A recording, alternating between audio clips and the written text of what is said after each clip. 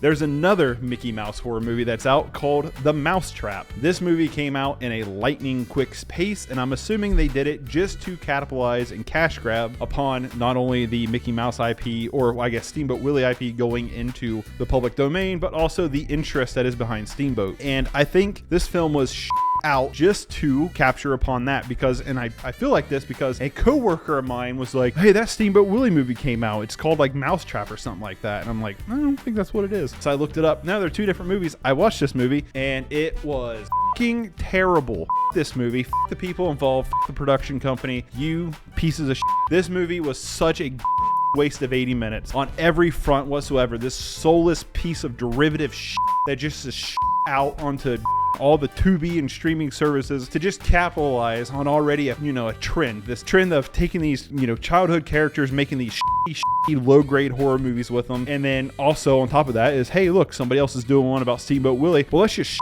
this out as fast as possible. This movie is about a group of adults. You can't even call them like teenagers because the whole point is they're turning 21. They want to go partying. Having a surprise birthday party for one of them at her workplace, which is like this weird indoor arcade park. Well, the manager is obsessed with Steamboat Willie, has a Steamboat Willie mask, which just looks like a cheap Mickey Mouse mask that's painted black and white. Somebody wearing that mask starts killing them off one by one. This movie was insufferable. It thinks it's so much more clever than it is. It thinks it's so smart with lines of dialogue like, they're going off on their own. If this is a horror movie, they'd be dead. Nah. You. It's one of those movies that's like, look how smart I am, as they thumb their ass.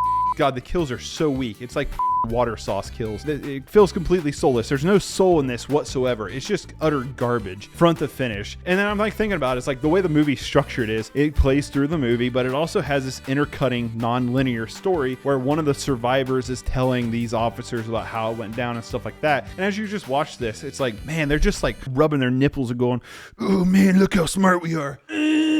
Look how self-aware we are. Oh my God, I'm so self-aware right now. I know filmmakers out there want to be like, oh, I don't like to say negative things about movies because people worked hard. Nobody worked hard on this movie. If you worked hard on it, you wasted part of your life trying to polish this pile of shit.